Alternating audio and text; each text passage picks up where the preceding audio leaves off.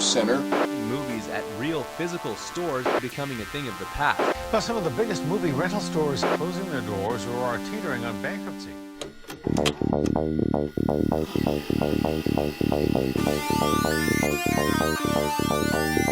At that time, everybody was opening video stores. There was one every other block. Pittston Video, Jumbo Video, 4-Star Video, King Video. A guy bootlegging VHS out of a black van. We were renting several hundred a day. Paying $100 membership fees. 1,000 pieces on a weekend day. $5 to rent a movie for one night. Once I would get a late fee at one store, I would just go and get a membership at another. Full, semi-full of CED discs to be delivered to our one store. The need for product was so great. Not that many people originally were doing these direct-to-video movies. Distributors wanted everything. Back then, with the right cover, a distributor could have sold my birthday video. A lot of times they were willing to offer you contracts sight unseen. I could sell 30,000 units of my bar mitzvah film.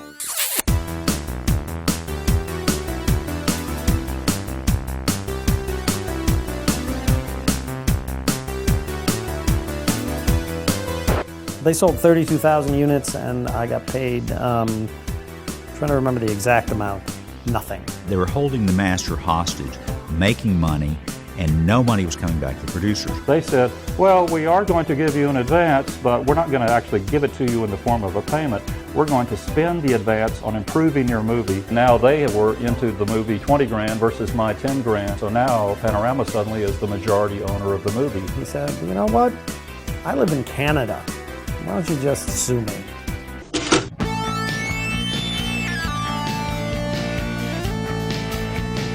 One of the producers walked into the office of the distributor and snuck in and went back where all the tapes were and all the masters were and lifted the tape, the master, and walked out the door with it. We weren't getting our money from our distributor, so I went on national TV with my lead actress, and I got her to cry on camera. Hated the crew and stuff. I really hope no one gets me. And we got paid.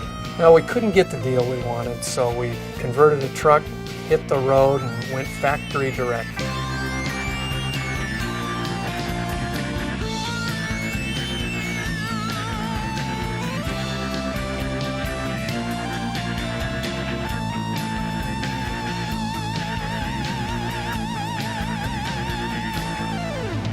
Home entertainment has never seen the likes of this before.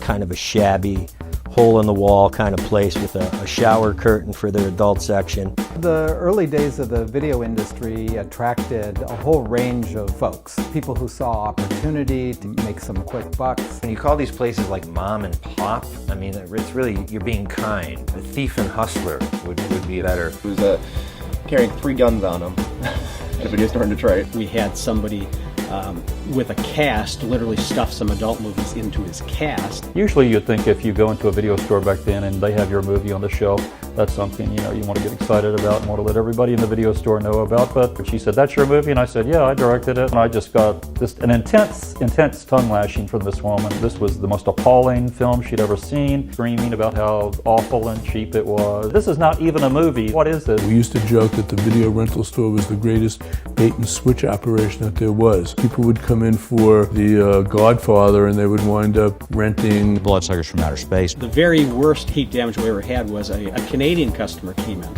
and rented 3 X-rated movies.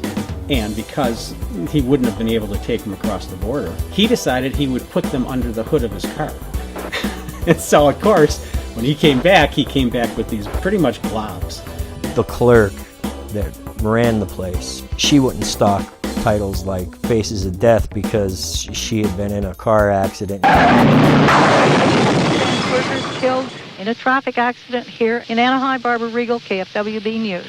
Thank you very much, Barbara Regal. A major decision was handed down in Los Angeles today concerning the use of home videotape recordings. Major because so many people these days are buying and using VTRs in their home. We're going to be talking right now with a gentleman who publishes I guess it's a magazine called Video File to join in our conversation. The big movie studios had no idea that people would want to collect movies.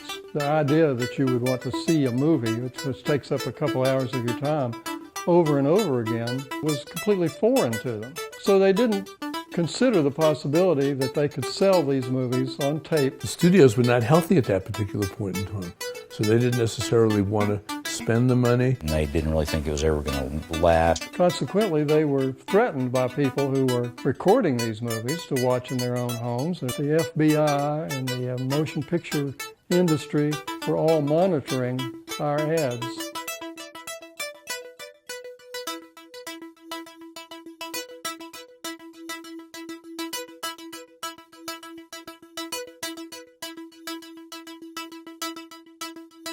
The biggest question of the early 80s, beta or VHS?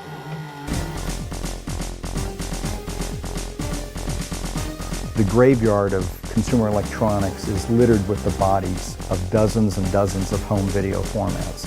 Cartrovision. Cartrovision. Cartrovision. Hello, I am Cartrovision. The tapes were manufactured in such a way that you could only watch it once. Tape, you had to take it back to the dealership and they would rewind it for you. CED disc.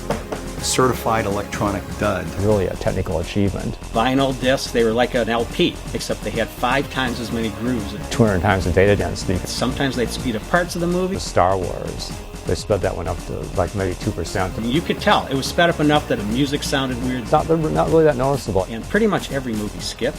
Just came to accept that, let's go, these discs are just want to skip every now and then. And they said, no. Our research indicates that people don't care about that. We were surrounded by pod people who were completely convinced that CED had no flaws at all.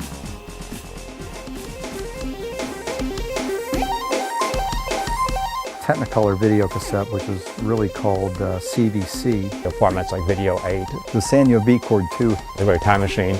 Some of them were brilliant, some of them were absolutely stupid. All of them are interesting as footnotes in history. Video cassette. It's very common in the late 20th century.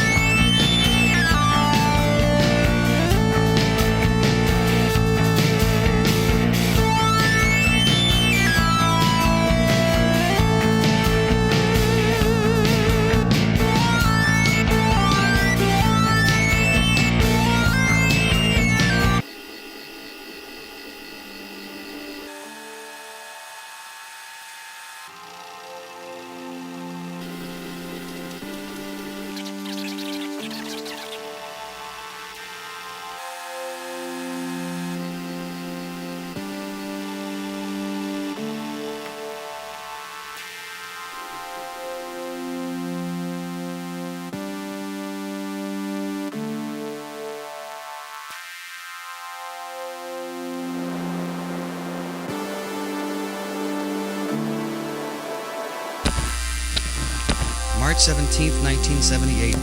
A momentous happening in the Ray Glasser video light. We're going to open my new Betamax. Now, one point I should make.